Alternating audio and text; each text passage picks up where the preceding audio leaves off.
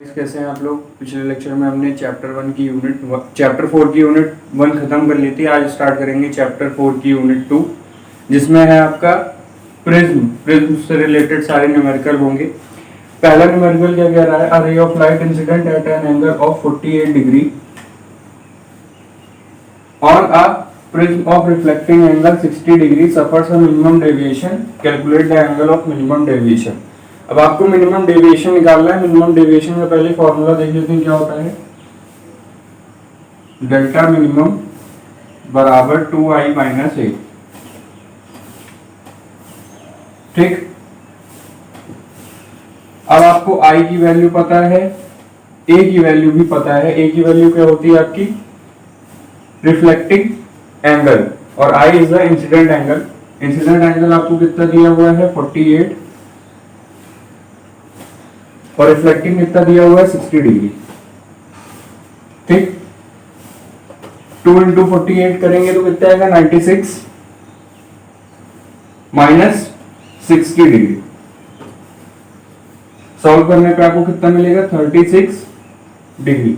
तो आपका minimum deviation angle कितना होगा 36 डिग्री।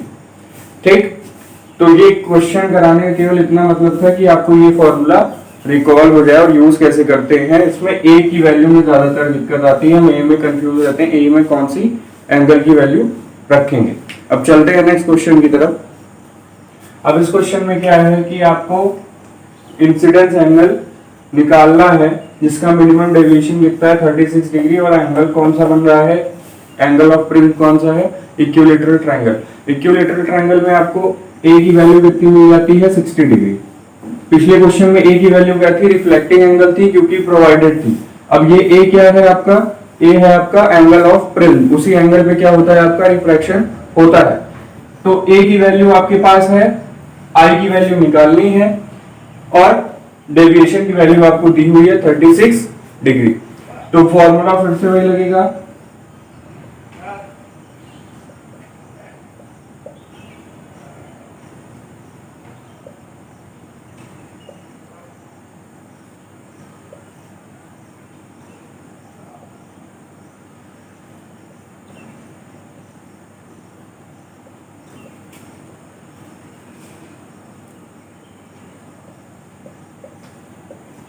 ठीक।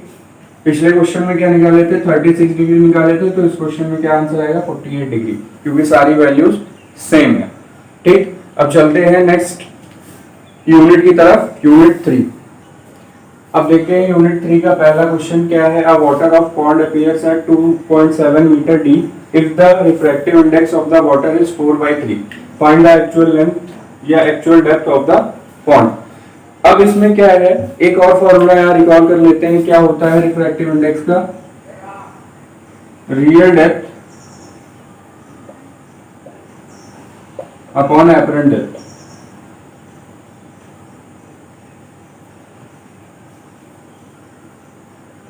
ठीक, एपरेंट डेप्थ क्या है आपको जो प्रोवाइडेड है, कौन सी 2.7 मीटर, और रिफ्रैक्टिव इंडेक्स आपको प्रोवाइडेड है। अब आपको करना क्या है, रियल डेप्थ निकालनी है। तो ये क्या हो जाएगा 4/3 बराबर 4/3 इंटू एपरेंट डेप्थ कितनी है 2.7 equals to real depth.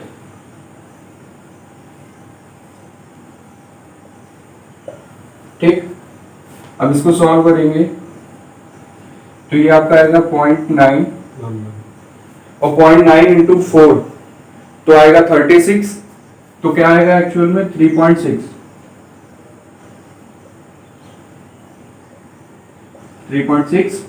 Metre. ठीक, तो यहां पे केवल इस क्वेश्चन का मतलब था इसको रिकॉल करना, इस फॉर्मूले को। अब चलते हैं नेक्स्ट क्वेश्चन की तरफ। नेक्स्ट क्वेश्चन क्या है, अब इस क्वेश्चन में क्या है, a coin is placed at the bottom of a beaker containing water जिसका रिफ्रैक्टिव इंडेक्स दिया हुआ है 4/3 to a depth of 12 centimetre. अब आपको ये क्या दे दिया है, रियल डेप्थ दे दी है। What height of the coin appears to be raised when seen from vertically upward. अब आपको क्या निकालना है, शिफ्ट निकालना है, यानी रियल डेप्थ और एपरेंट डेप्थ के बीच की डिफरेंस निकालनी है आपको। तो शिफ्ट का फॉर्मूला क्या हो जाएगा यहाँ पे, shift equals to real depth 1 minus 1 upon mu.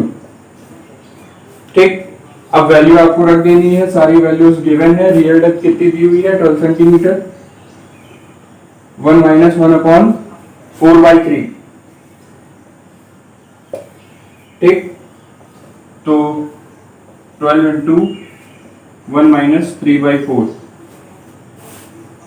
तो आपका आएगा 12 इंटू 1 में से 3/4 माइनस, तो बचा 1/4, कैंसल आउट, तो बचा आपका 3 सेंटीमीटर।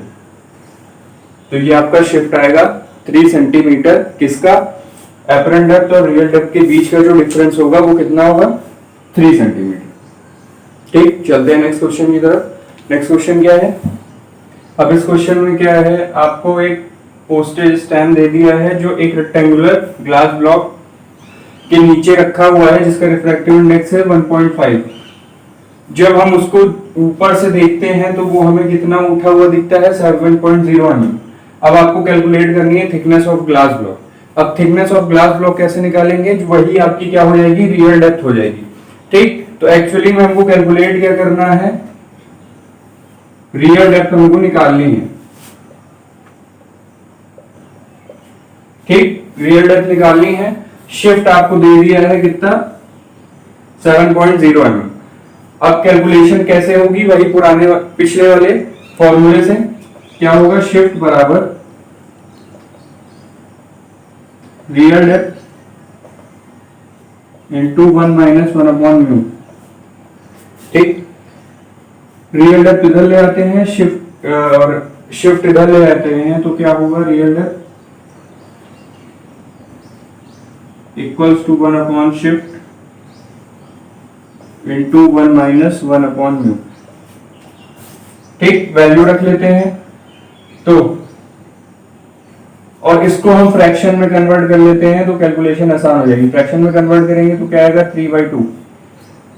ठीक है, तो रियल डेप्थ बराबर शिफ्ट कितना है? 7.0, और ये क्या है? 1 माइनस 1 अपॉन 3/2। ठीक, अब इधर सॉल्व करेंगे तो आपका आएगा 1/7,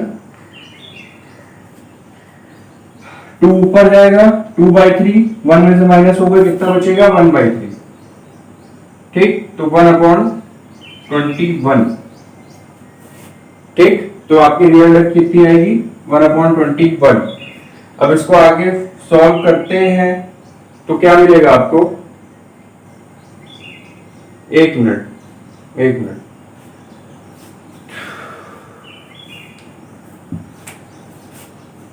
ये क्या आएगा आपका? 1 अपॉन रियल डेप्थ आएगा।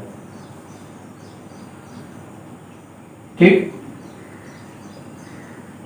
1 अपॉन रियल डेप्थ, तो ये क्या होगा आपका? 1 अपॉन आर। ठीक, तो यहां पे आपकी वैल्यू निकलेगी 1 अपॉन आर। सामने सामने कंपेयर करेंगे तो आर की वैल्यू कितनी आएगी? पॉइंट लगा हुआ है 7 3 से 21, तो 2.1 सेंटीमीटर। ठीक, थोड़ी सी मिस्टेक यहाँ हुई थी, यहाँ आएगा 1 अपॉन रियल डेप्थ और यहाँ आएगा 1 अपॉन शिफ्ट। तो सामने सामने जब कंपेयर करेंगे तो 1 और 1 बराबर है, रियल डेप्थ बराबर 2.1 सेंटीमीटर। ठीक है, तो इस तरह आपको सॉल्व करना है। ठीक, कैलकुलेशन को इजी करने के लिए अगर हम पॉइंट में कैलकुलेट कर रहे होते तो एक पॉइंट ये मिलता, एक पॉइंट ये मिलता, मल्टीप्लाई करते करते आपकी टाइम खत्म हो जाता। ठीक, तो हमेशा क्या करें? कैलकुलेशन को आसान करें, क्योंकि टाइम क्या होता है? लिमिटेड होता है पेपर में। अब चलते हैं यूनिट 4 की तरफ।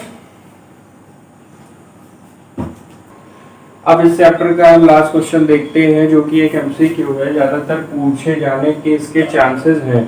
ठीक, तो आपको ये याद रखना पड़ेगा क्योंकि इसमें हम कुछ सॉल्व नहीं कर सकते, हमको इसमें याद ही रखना पड़ेगा। क्या है? The critical angle for glass air surface is. ठीक, अब आप गैस मारने की सोचेंगे तो ज्यादातर लोगों का गैस ये रहेगा, क्योंकि ये तीनों क्या आ रहे हैं? एक सीरीज में आ रहे हैं, और ये 24 क्या है? अलग है। अलग करने के चक्कर में हम गलत कराते हैं। ठीक, तो 24 नहीं होगा। अब बात करते हैं इन दोनों की, तो इन दोनों का मीन लेने पे क्या आता है? हमारा 42 आता है। ठीक, तो आंसर तो 42 सही है, लेकिन एग्जैक्टली क्या थ्योरी है इसके पीछे वो हम लोग ने लेक्चर में कैलकुलेट कर ली थी। ठीक, किस तरह कैलकुलेट होता है 42 डिग्री, उसके बारे में डिटेल में बात हो गई थी। ठीक है, तो आपका क्रिटिकल एंगल आपको याद रखना है किसके लिए, इसके लिए। इस तरह के बहुत सारे एमसीक्यू आपके इस चैप्टर में दिए हैं, याद कर लीजिएगा, क्योंकि एमसीक्यू में हम क्या कर सकते हैं, सॉल्व नहीं कर सकते, हमको क्या करना पड़ेगा, मेमोराइज ही करना पड़ेगा। तो आज के लिए इतना ही, मिलेंगे नेक्स्ट लेक्चर में। Thank you.